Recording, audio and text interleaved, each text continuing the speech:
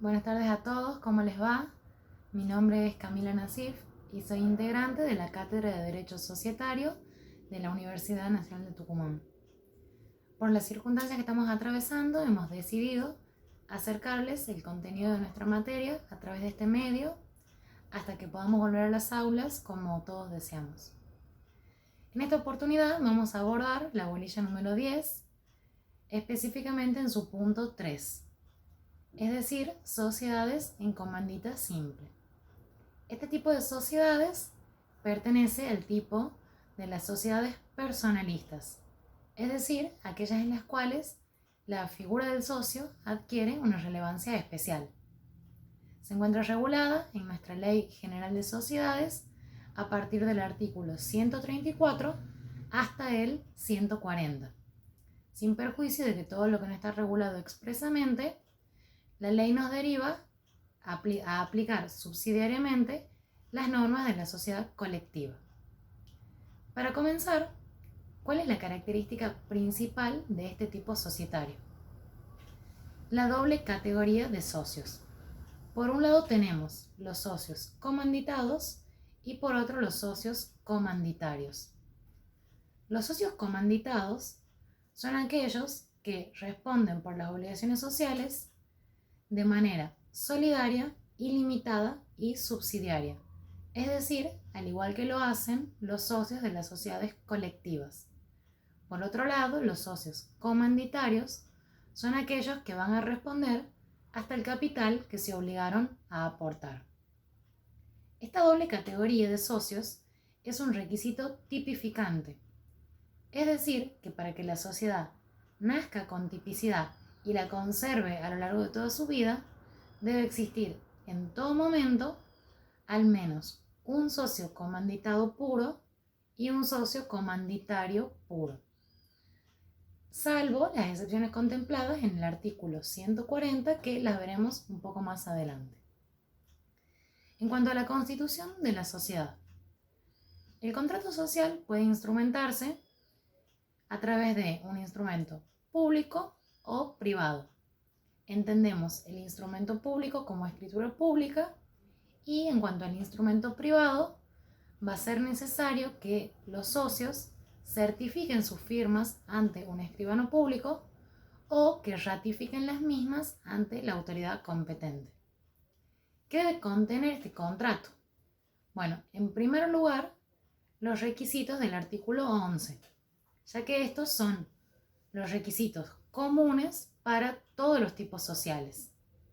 Y además debe contener los requisitos específicos del tipo social escogido, que en este caso es la sociedad en comandita simple.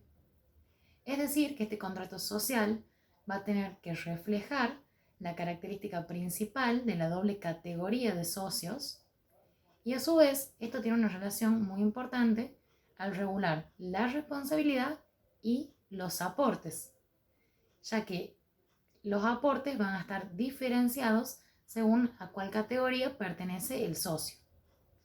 Si el socio es comanditado, ya que su responsabilidad es amplia y hasta personal, va a poder aportar cualquier tipo de prestación.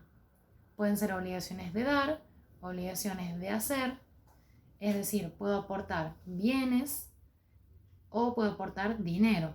Los bienes a su vez pueden ser en propiedad o aportarlos en uso y goce. Y también obligaciones de hacer. Podría el socio aportar su trabajo personal. En cambio, los socios comanditarios solamente pueden aportar obligaciones de dar. Si bien la ley solamente establece que deben aportar obligaciones de dar de una manera genérica y sin especificar, se entiende que los bienes dados deben ser en propiedad y susceptibles de ejecución forzada. Por otro lado tenemos, la responsabilidad de los socios, como ya hemos dicho, diferente para cada categoría. Y el programa también nos pide que expliquemos un poco los casos de resolución parcial, ya sea a través de la muerte de uno de los socios o de la exclusión de alguno de los socios. La resolución parcial es un tema que se trató en la bolilla número 7, referente a las vicisitudes de la sociedad. ¿Qué es la resolución parcial? Teniendo en cuenta en este caso que hablamos de un contrato plurilateral, es decir, en el que muchos socios intervienen, muchos son los otorgantes, o por lo menos dos o más, la resolución parcial sería que el contrato social se resuelve respecto de uno o varios de estos socios que se separan de la sociedad. Pero la sociedad como ente sigue funcionando normalmente, no la afecta, solamente se separa una parte de este contrato plurilateral. ¿Cuáles pueden ser los casos? Bueno, acá nos habla de la muerte por un lado. ¿Qué sucede si fallece un socio de la sociedad en comandita simple? Bueno, la ley nos establece que hay dos caminos a seguir, sin tener en cuenta a qué categoría pertenece el socio. Va a ser indistinto que sea comanditado o comanditario. Puede ser que los socios en el contrato social hayan establecido un pacto de continuidad con los herederos. ¿Esto qué quiere decir? Que al fallecer un socio, pueden ingresar sus herederos en su lugar. Este pacto de continuidad va a obligar tanto a los herederos como a la sociedad sin necesidad de un nuevo contrato. Pero lo que sí nos especifica la ley es que los socios deben, al momento del fallecimiento, acreditan su calidad de herederos y se incorporan a la sociedad. Pero, en el caso de que el socio fallecido sea comanditado, es decir, los de responsabilidad amplia, el heredero puede condicionar su ingreso pidiendo que su responsabilidad sea limitada y no como la del causante, que era ilimitada, solidaria y subsidiaria. Entonces, si el que fallece es un socio comanditario, no habría problema porque la responsabilidad por naturaleza ya es limitada. Pero lo que la ley busca es proteger a estos herederos para que, si son herederos de un socio comanditado, no se vean obligados a asumir una responsabilidad personal en su detrimento. Entonces pueden condicionar su incorporación a la limitación de su responsabilidad. Podrían de todos modos no hacerlo si estos herederos quieren asumir esa responsabilidad solidaria, subsidiaria e ilimitada, pero la posibilidad está contemplada. Bueno, por otro lado tenemos la exclusión del socio. Es otro tipo de resolución parcial del contrato. Un socio puede ser excluido de la sociedad a través de una acción de exclusión. Esta acción, ¿qué es lo que busca? La separación compulsiva del socio. Y puede ejercerse ya sea de manera individual, cualquier socio puede ejercer la acción, pero con citación de todos los restantes, o puede ser una acción social, es decir, que el sujeto activo va a ser la sociedad a través de su representante. ¿Cuál es el presupuesto necesario para que esta acción proceda? Invocar una justa causa. Y la ley nos dice que se entiende que hay justa causa en dos momentos. Por un lado, cuando hay un grave incumplimiento de las obligaciones sociales.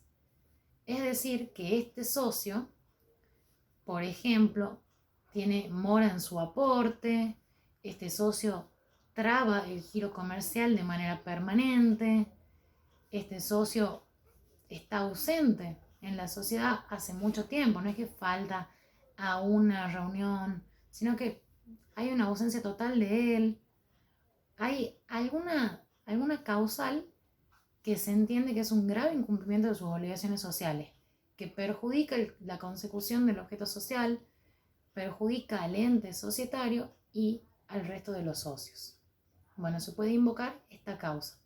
O puede ser que se considere justa causa determinados acontecimientos que más que nada son una desventura, no es precisamente culpa del socio que se busca excluir, pero puede ser que este socio haya caído en concurso civil o quiebra, o que haya sido declarado incapaz o inhabilitado. Entonces, en caso de inhabilitación, incapacidad, concurso civil o quiebra, también se entiende que es una justa causa para invocar y excluir a este socio. ¿Cuándo procede esta acción? Bueno, ya sabemos que puede ser individual o social y cuál es el presupuesto necesario. Hay que especificar ahora el plazo. Esta acción puede ser ejercida dentro de los 90 días de que sucede el hecho, de que se conoce el hecho que se va a invocar como causal. Entonces, dentro de los 90 días procede la acción y requiere una decisión judicial firme, salvo que el socio que se busca excluir, acepte de manera voluntaria la causal que se invoca. En ese caso, se va a resolver dentro del ámbito interno la exclusión y no es necesario acudir al ámbito externo, es decir, a la justicia. Pero bueno, en caso de que se acuda a la justicia, a este ámbito externo, esta sentencia judicial tiene carácter declarativo, ya que se entiende que el socio queda excluido en el momento del hecho. Y es necesario que esta sentencia se inscriba, que inscribamos esta exclusión para que sea oponible a los terceros. Bien, otro punto es lo relativo a la administración y la representación. Bueno, la administración en este tipo de sociedades se confía únicamente a los socios de la categoría comanditados, es decir, a los de responsabilidad más amplia. Los socios comanditarios tienen prohibida la posibilidad de ser administradores, y no solo esto, sino también de inmiscuirse en actos de administración. Y de no ser así, de violar estas disposiciones, hay una sanción para estos socios comanditarios. En principio, la administración la pueden ejercer socios comanditados o los terceros que estos designen. El régimen de administración va a estar contemplado en el contrato y puede haber una administración conjunta o indistinta entre los administradores. En caso de silencio del contrato, que nada diga, se entiende que cualquiera de los socios puede administrar indistintamente. ¿Se puede remover este socio, a este administrador? Sí, se lo puede remover. En principio, en cualquier momento y sin invocar justa causa, a través de un sistema de mayoría absoluta, salvo que el contrato nos pida una mayoría más gravosa o la necesidad de invocar causa. En este caso de invocar causa, al igual que hemos visto para la exclusión, si el socio la admite voluntariamente, será removido en el ámbito interno y si no, a través de una decisión judicial. También podría ser que el administrador, por su propia voluntad, renuncie a este cargo y puede hacerlo en cualquier momento, pero va a responder por los daños causados si su renuncia es dolosa o intempestiva. Es decir, si es dolosa porque renuncia con la intención de causar algún daño a la sociedad, o si es intempestiva, es decir, de un día para el otro el administrador renuncia, lo cual impide que se concrete algún negocio o produce alguna desviación que sea un daño para la sociedad. En estos casos, el administrador deberá responder por su renuncia que ocasionó cierto daño. Bueno, no hemos dicho que para la designación del administrador también vamos a hablar de una mayoría absoluta.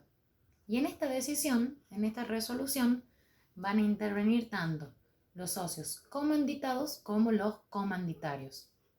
Los comanditarios van a tener voto, siempre van a tener voz, pero van a tener voto para aprobar los estados contables, para los balances y para designar a él o los administradores. En este caso van a tener voto. En cuanto al resto de las decisiones sociales, se van a tomar todas las resoluciones por una mayoría absoluta, es decir, la mitad más uno. ¿Y mayoría absoluta de qué? Del capital. sea, no de los socios como persona. No es que si hay 5 socios, 3 socios conforman la mayoría absoluta.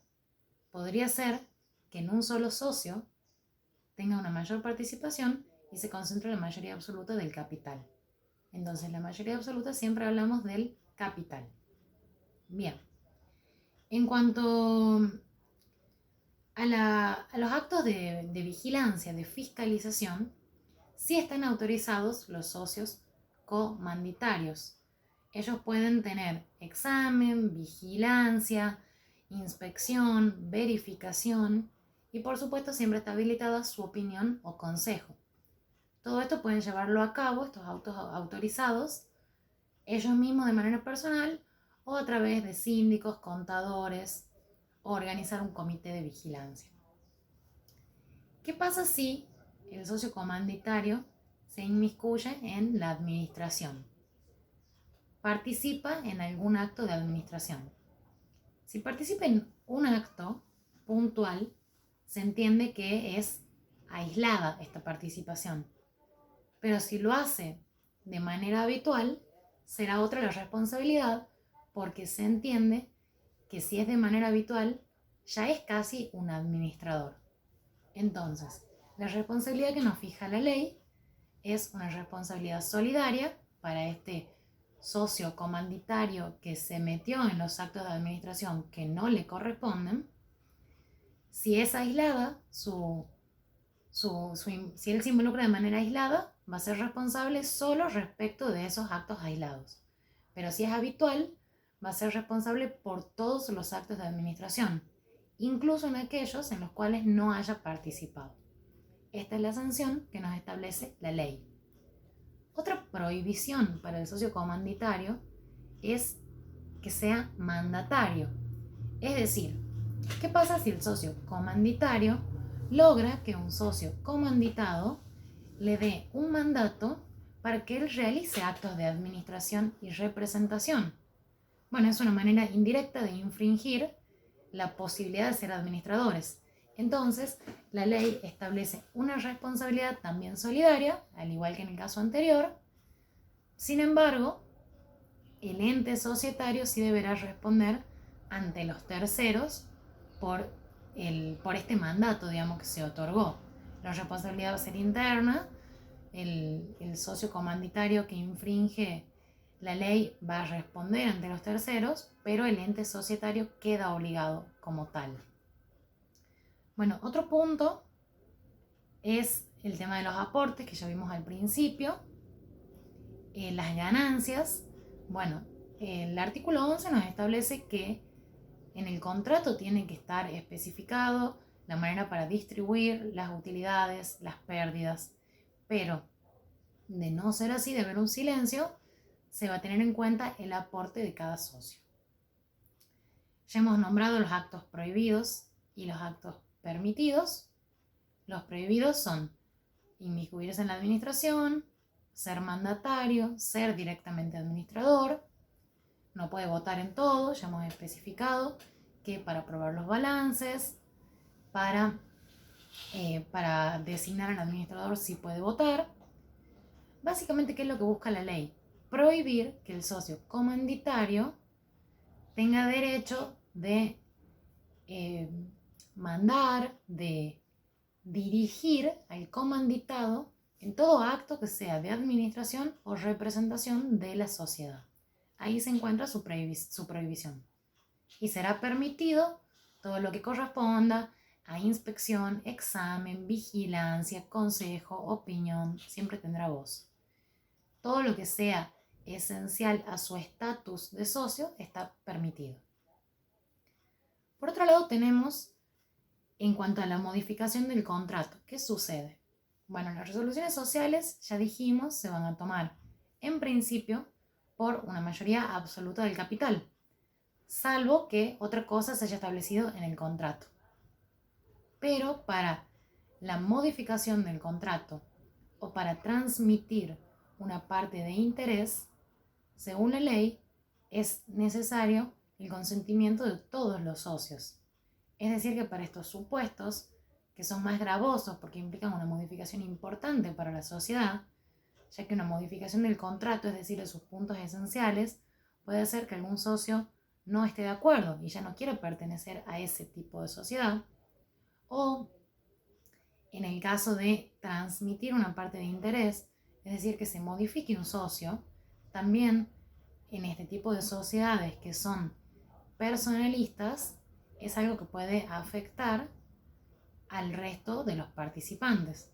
Por lo tanto, en estos dos casos, la ley nos pide unanimidad, salvo pacto en contrario, pero en principio unanimidad. ¿Qué pasa con el artículo 140? Al principio les había mencionado que el hecho de la doble categoría de socios es un requisito tipificante. Para que la sociedad nazca con tipicidad debe haber por lo menos un socio comanditario puro y un socio comanditado puro. Y para que continúe esta tipicidad a lo largo de toda su existencia debe seguir siendo así. Pero en caso de concurso, de quiebra, de muerte del socio o de incapacidad e inhabilitación que afecte cualquiera de estos casos a todos los socios comanditados, quedando únicamente los socios comanditarios en vigencia, se va a permitir que estos socios comanditarios realicen actos urgentes que impliquen gestionar negocios sociales, lo cual generalmente, o sea, en el desarrollo normal no les corresponde, sin la sanción que establece la ley cuando los comanditarios se involucran en actos de administración. Se entiende que esto es una excepción. Solamente van a participar en la gestión de negocios sociales como acto urgente. ¿Hasta qué? Hasta que se regularice la situación que se generó. ¿Cuáles son las posibilidades? Se va a dar un plazo de 3 meses a los socios comanditarios para que tomen alguna de estas decisiones. Pueden volver a tener la doble categoría de socios buscando la incorporación dentro de estos 3 meses de un socio con todas las características del comanditado, pudiendo continuar así como una sociedad en comandita simple. Puede decidir transformarse en otro tipo social o puede disolverse porque consideran que ellos no están en condición ninguno de ser comanditados, tampoco consiguen a alguien que ingrese desde el exterior, por lo tanto, y no quieren tampoco transformarse en otro tipo porque no es lo que ellos buscaban, no, capaz que no, quizás no pueden lograr el cumplimiento del objeto social con otro tipo, así que deciden disolver la sociedad. ¿Qué pasa si nada hacen? Bueno, si nada hacen, se disuelve de pleno derecho pasados estos 3 meses. Por otro lado, tenemos que hablar del artículo 94 bis. Este artículo nos habla de cuando la sociedad está en la posibilidad de reducción a un único socio. Es decir, ¿qué pasa si estas vicisitudes, muerte, quiebra, incapacidad, se da en un socio y queda solamente uno? Porque era una sociedad de 2 socios. O era de 3 socios y 2 mueren. O sea, si queda en un único socio, antes, como no existía la posibilidad de una sociedad unipersonal, ¿qué pasaba? La sociedad se disolvía. Pero ahora, como se modifica la ley y el artículo 1 en su concepto nos empieza diciendo habrá sociedad cuando una o más personas, y existe esta posibilidad de la sociedad anónima unipersonal, es decir, de la SAU, en caso de que en una sociedad en comandita simple, por alguna vicisitud, el número de socios quede reducido a 1, se va a dar un plazo de 3 meses para que ese socio que va a asumir el activo y el pasivo social decida si recupera la pluralidad e incorpora otro socio o si no la recupera, se va a transformar pasados estos 3 meses de pleno derecho en una sociedad anónima unipersonal, salvo por supuesto que deseen disolver. Entonces, bueno, para redondear toda la bolilla, específicamente este punto. En realidad mis compañeros se habrán encargado de dar sociedades colectivas y sociedad de capital e industria, conformando estas dos, junto con la sociedad en comandita simple, las sociedades de tipo personalista, se encuentran, como ya dijimos, reguladas en los artículos del 134 al 140, se aplicarán en subsidio las normas de la sociedad colectiva y en el contrato social, por supuesto, lo que los socios establezcan. Hay muchas cosas que se permiten, por ejemplo, en la resolución parcial, más allá de las causales legales, como ser la muerte del socio, la exclusión del socio o la renuncia, los socios podrían establecer en el contrato otras causales de resolución parcial. Así que eso ya queda librado a su voluntad. Bueno, siendo así, con la característica principal, como ya dijimos, de la doble categoría social, hemos dado en estos minutos los lineamientos principales de la sociedad en comandita simple. Ante cualquier duda o pregunta, estamos a disposición y adjuntaremos también en el aula virtual algunos PowerPoint para que les sirvan. Todo el contenido y la bibliografía se la puede encontrar ahí. Muchas gracias a todos.